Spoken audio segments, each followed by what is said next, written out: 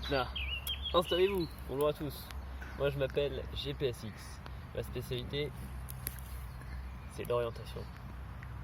Et aujourd'hui, je vais vous faire une fleur. Et je dis pas ça parce qu'on va parler de la rose des vents. Mais en tant que professionnel du voyage et professionnel de l'orientation, j'ai pu voyager par-delà les contrées et par-delà les années.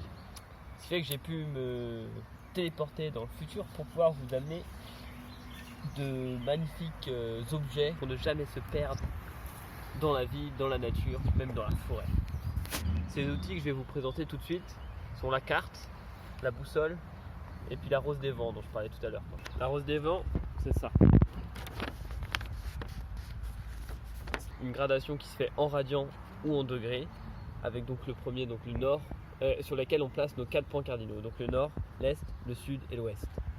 Entre nos points cardinaux, on a des points genre annexes, des points qui sont entre les deux, par exemple le nord-est, ou alors le nord-nord-est, donc le nord-nord-est c'est au nord du nord-est, et l'est-nord-est qui sera lui du coup plus près de l'est que du nord.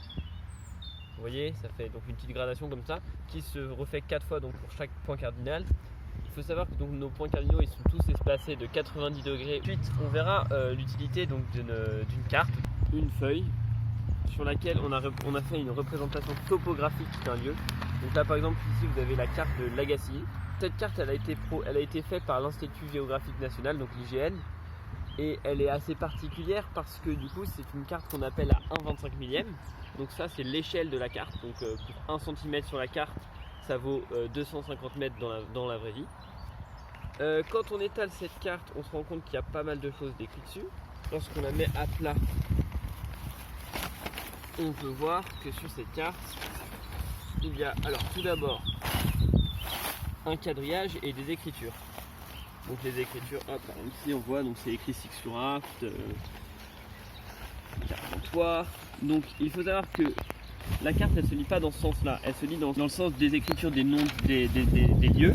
Donc les noms de patelins ils ont un nom. Et en fait ça veut dire que quand on oriente notre carte, il faut qu'on l'oriente de sorte à ce que quand on est vers le nord, on puisse lire par exemple la chapelle gacillienne là. Ça veut dire que quand on est bien orienté, quand notre carte elle est orientée vers le nord, donc pour ça on utilise notre boussole. Hop, le nord il est parallèle à l'ensemble du quadrillage qu'on trouve sur la carte et les mots, les lettres, elles sont dans le bon sens, on peut les lire. Sur une carte il y a plusieurs informations, la plupart des informations se retrouvent écrites sur la légende, donc la légende elle est là. Quand on regarde la légende, on voit qu'il y a des petits pictogrammes pour différentes choses. Il y a des conventions d'écriture pour par exemple des choses telles que pour différencier les types de bois, donc les bois de feuillus, les bois de conifères. Il y a des conventions d'écriture avec des petits strates pour montrer par exemple le dénivelé, pour montrer les ruisseaux, donc ça va être un peu plus haut.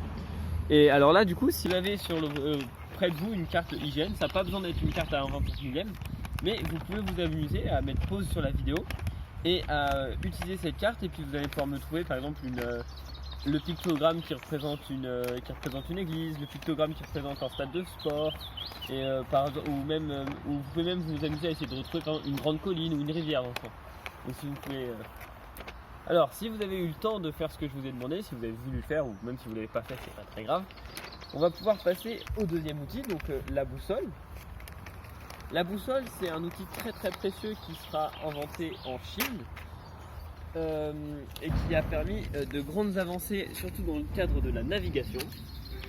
Tac.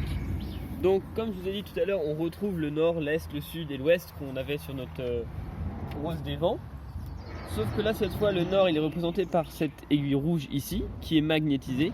Donc elle interagit grâce à l'aide d'un champ magnétique avec le pôle nord de la planète. Parce que notre planète elle agit un peu comme un gros aimant.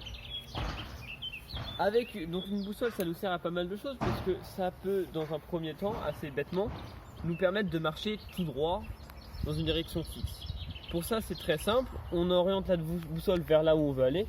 Mettons je veux aller dans cette direction là, j'oriente la boussole, je viens je viens cadrer le nord dans sa petite maison et je regarde. Donc là par exemple sur le relevé on voit qu'il faut que je me déplace faut que je me déplace, pour que je me déplace en ligne droite, il faut que le nord reste entre ces deux, donc reste face dans son cadran, donc l'aiguille du nord reste dans le cadran, et que moi je me dirige dans la direction indiquée par l'azimut 39. Donc du coup j'avance comme ça et je sais que je reste droit parce que du coup je fais en sorte que mon aiguille reste toujours à l'intérieur de sa petite maison, qu'elle reste qu'elle reste à sa place dans le cadran, et du coup ça me permet d'avoir un cap qui reste droit. Seulement ça c'est pas très, ça s'appelle donc c'est ce qu'on appelle l'azimutage brutal. Sauf que comme le nom le suggère, c'est pas vraiment la façon la plus utile d'utiliser une boussole. Ce qu'on peut faire sinon, comme manière plus simple et plus précise, c'est par exemple, mettons je veux aller à l'endroit de cet arbre.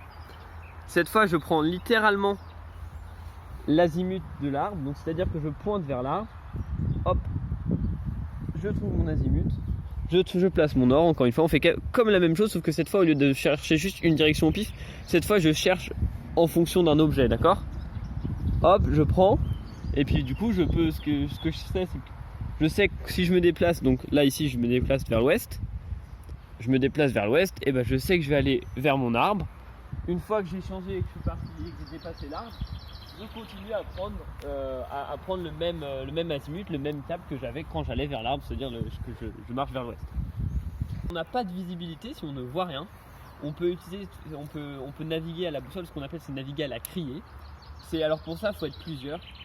On prend par exemple donc un camarade, genre quelqu'un dans le groupe, qui on fait donc on va faire en fait c'est une variante de l'azimutage brutal, c'est-à-dire on définit un cap vers lequel on va aller. Donc mettons on va aller à 80 degrés, donc hop, on met à 80 degrés, on fait rentrer le nord dans sa place, tac. Là on envoie quelqu'un du groupe devant, donc qui suit l'azimut à 80 degrés. Dès qu'on peut plus le voir ou dès qu'on peut plus l'entendre, on lui dit de s'arrêter. Il crie ou il fait en sorte que du coup le groupe entier puisse le rejoindre, et ainsi de suite. Comme ça en fait on fait des azimuts très courts avec une personne qu'on envoie devant. Du coup en fait la personne se devient un peu comme un point de repère qui se déplace avant nous. C'est très lent, c'est pas très précis, on peut souvent faire des erreurs, mais c'est quelque chose qui est très pratique quand par exemple il fait nuit ou quand il y a du brouillard et que du coup on voit pas où on va.